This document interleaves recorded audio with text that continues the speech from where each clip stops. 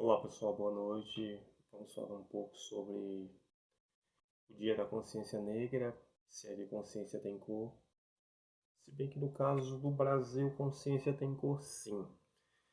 A cor das vítimas da discriminação racial, das vítimas das injustiças sociais.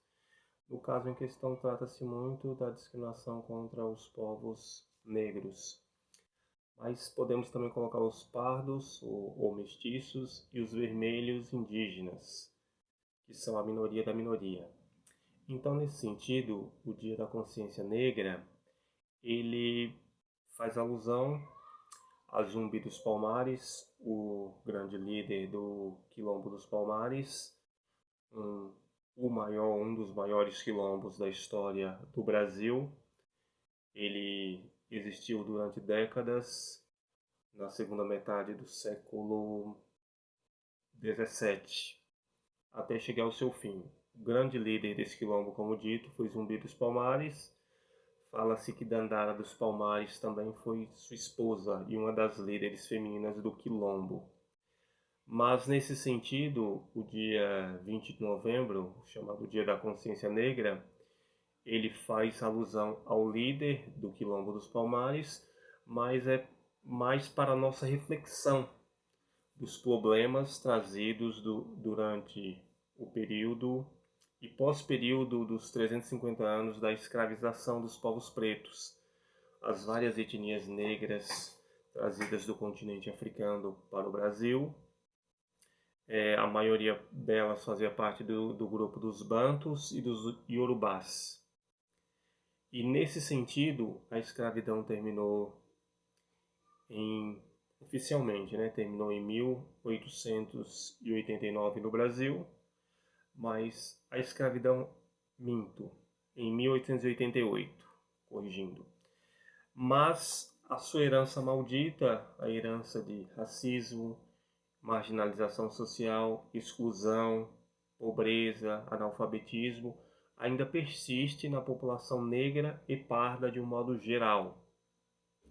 Por exemplo, no caso brasileiro, casamentos interraciais são maioria na base da pirâmide social, entre os pobres, e também acontecem na classe média baixa. Mas quando você sobe para a classe média alta e a burguesia, casamentos interraciais são bem raros.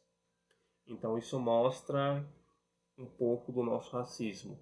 Quando nós adentramos em espaço de poder, por exemplo, empresários, professores universitários, médicos, engenheiros, arquitetos, deputados, senadores, juízes, desembargadores, negros são bem poucos nesses espaços. Mas quando nós observamos espaço de exclusão social, favelas, periferia, no caso, subemprego, informalidade, negros são maioria. Outro local em que os negros, de um modo geral, são maioria é nos presídios. Infelizmente, no Brasil, a população carcerária preta é muito maior que a branca e a vermelha indígena. Até porque os vermelhos indígenas no Brasil não chegam a 1% da população. Então, nesse sentido, o Dia da Consciência Negra é importante para todas essas reflexões. Claro que podemos dizer que nas 2 últimas décadas houve sim alguns avanços no quesito do acesso às populações preta, parda e vermelha ao espaço universitário, à educação. Houve avanços sim consideráveis. Claro que ainda estamos bem longe do ideal, ainda há muito para ser feito, mas de qualquer forma esses pequenos avanços já devem ser sim comemorados. Um outro exemplo que também pode ser citado é que na teledramaturgia brasileira, antes dos anos 2000 e na primeira década dos anos 2000, novelas brasileiras eram poucos negros, papel sem destaque, maioria como figurante, exceto em novelas sobre escravidão, filmes ou séries sobre isso. Mas agora, nos últimos anos, já uma participação maior da população preta em novelas, em filmes, em comerciais, já uma representatividade maior, pelo menos no sentido da teledramaturgia, da cinematografia. Isso também é um avanço. Como disse anteriormente, é bom, mas ainda há muito a ser feito, e por isso que, pelo sim, pelo não, é importante comemorar o Dia da Consciência Negra, que ainda não é feriado nacional, é feriado em alguns estados, em algumas cidades, mas não conseguiu o posto de feriado nacional. Ainda não. Então, tudo isso dito, fica essa reflexão sobre a consciência negra, o Dia da Consciência Negra, que, a bem verdade, consciência não tem cor, mas devido aos problemas que existem no país, fala-se em consciência negra para essa reflexão muito necessária dos problemas do passado, do presente e soluções que precisam ser buscadas para resolvermos os graves problemas que o nosso país ainda enfrenta na questão da raça, da racialidade. Então, essa data é importante, sim.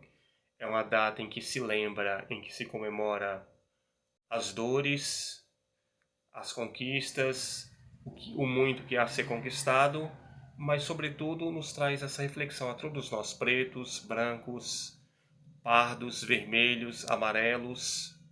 Então, essa questão racial, exclusão social, marginalização, subdesenvolvimento é uma questão para todos nós. Todos nós devemos, de alguma forma, direta ou indiretamente, nos posicionarmos contra isso, buscar formas para melhorar, e aquilo,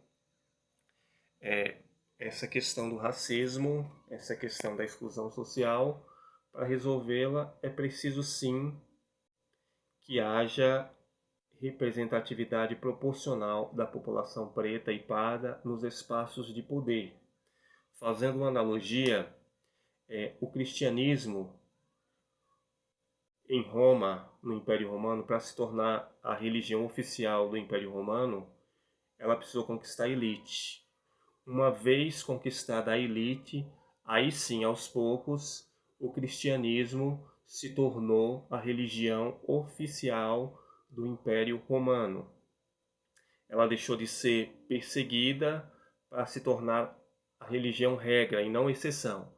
E nesse sentido da luta contra o racismo, contra a marginalização, contra a exclusão, a solução que se pretende, e provavelmente a solução mais óbvia, é representatividade proporcional da população preta, da população parda, da população vermelha nos espaços de poder, porque esses grupos citados anteriormente são comuns na base e em espaços de marginalização.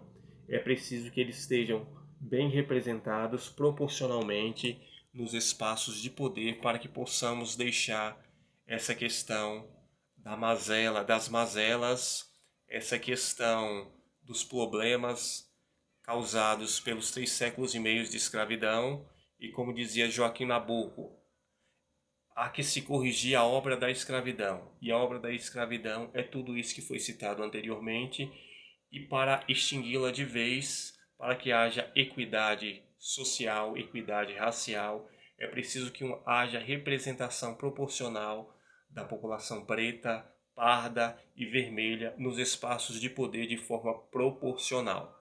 Galera, obrigado. Foi um vídeo para a nossa reflexão.